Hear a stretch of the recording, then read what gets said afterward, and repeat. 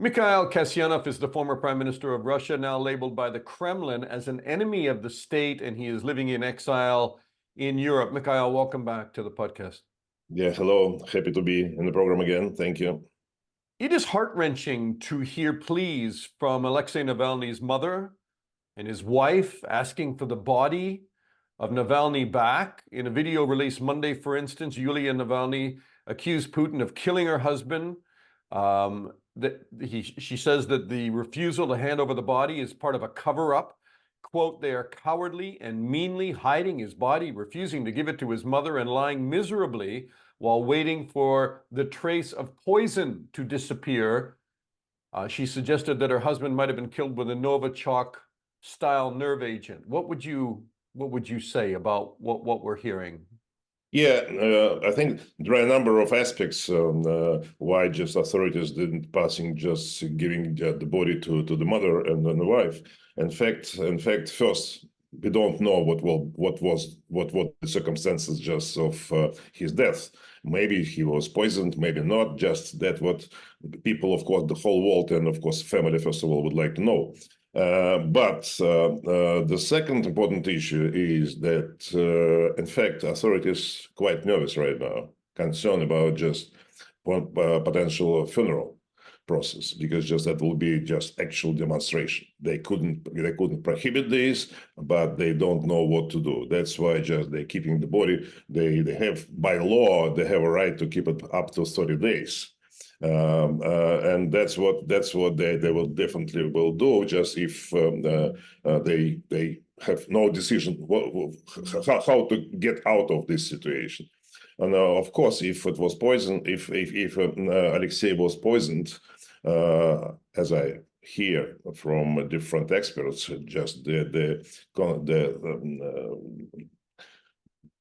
just remainers of Novichok or other Chemical agents. Chemical agent could live more in the body, could more than 30 days, and that's why just maybe that's not a solution. But in any case, they in shock. They don't know what to do with this.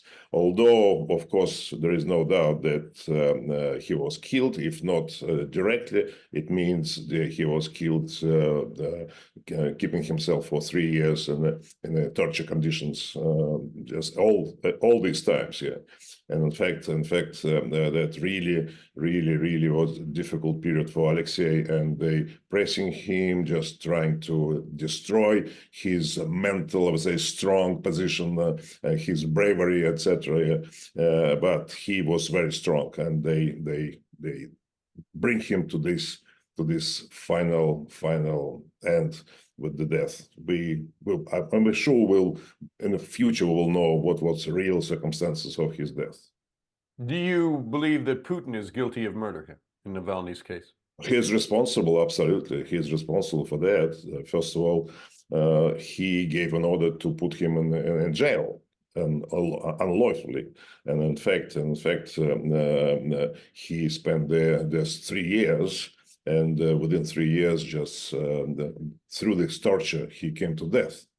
And that's what absolutely the responsibility of the regime and Putin in just first of all. So a lot of people don't know, after you left the inner circle of President Putin, because you were the prime minister under Yeltsin, and then when Putin came, you continued on as prime minister for a couple of years. A lot of people don't know that then you just didn't retire. I mean, you launched your own political party, Parnas. You tried to challenge President Putin democratically. You were unable to do so, but at one point you were partnered with Navalny's party, trying to challenge the Kremlin and trying to bring about political change in Russia. What do you remember in your conversations about Navalny that really strike you now, that he has died and in prison? Yeah, we were just in cooperation just a few times here. Once the first when Alexei appeared to be as one of the leaders of the opposition, that was 2011 and 12, just on all our demonstrations in Moscow. Of course, he was a leading person on the streets. at that time. And in 2013, my party just nominated him for the elections of mayor of Moscow. And at that time, he got almost 30%, and we all believe that he got even more than that. Yeah. And potentially, if there would be the second voting in the second round, he potentially could win at that time. And then, of course, Navalny became just the one of the most important critics of Putin, and one of the most bright leader of opposition. In 2016, we had the coalition in our elections in federal elections to Duma. Yeah, that was not quite successful, but at least we were in a close cooperation with him and his team and that period. And what kind of things would he say to you? Like, I mean, knowing the uphill, impossible fight that both of you had taken on, I mean, what kind of things would he say? Alexei is different from me, for instance, but he is a real politician on the street. He's just the best leader of the street protests, and that is important part of any opposition. In fact, just all changes could come, especially in such country like authoritarian regime like in Russia, or even dictatorship. Of course, without street protests, you cannot have any changes. And now we don't have just Alexei, and he was a real bright leader of the streets. In the past, there was also my friend Boris Nemtsov, who was also killed. And that we lost just two the most important parts, leaders of opposition who could move people and call people, lead people on the streets, which is very important. Without this, we cannot get changes. That's why we have a tragic, dramatic lost in opposition, and this was what is represented by Alexei Navalny. He led this. That's what absolutely clear.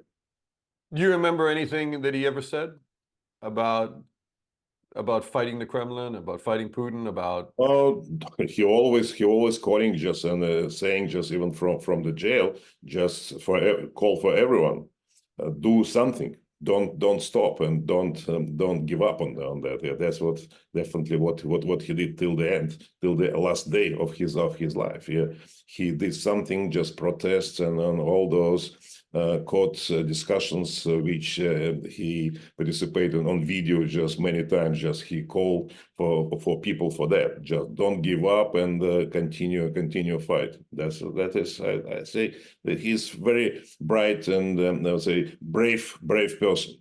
I don't think anybody would ever say he's not exceptionally brave. I mean, he was poisoned with Novichok. He was treated in Germany, and he returned back to Russia, knowing very well probably that he would go to jail. And you know. I didn't.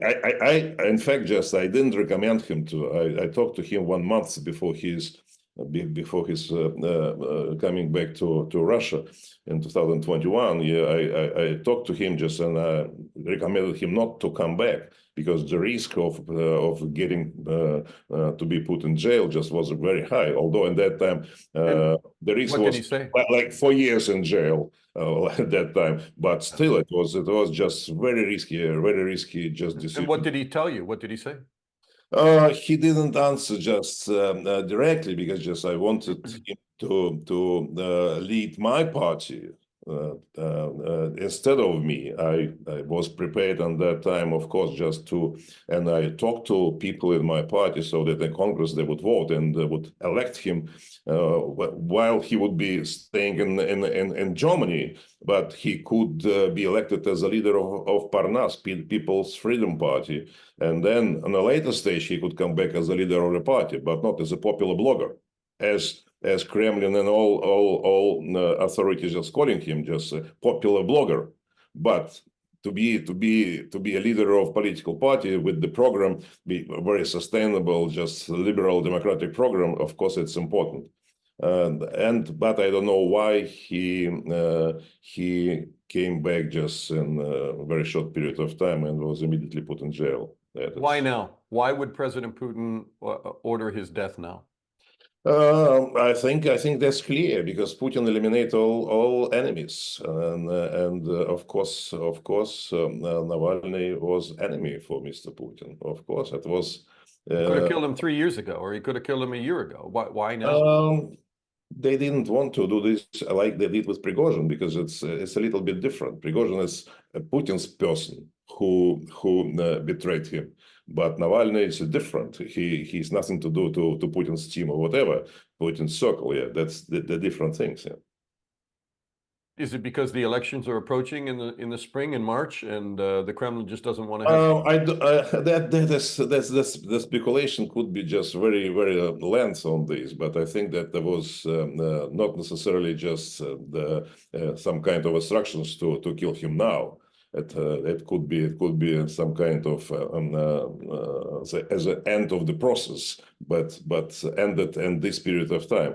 But on the other hand, we can also take into consideration that Putin already likes just demonstrative events, like he killed Prigozhin, so that to create such a feeling among people, so that for everyone could take such an end. And now just we could also think or speculate that the death of Navalny was in the same way to demonstrate to others that despite of any circumstances and any period of time, these people could be eliminated, could be killed. We don't know.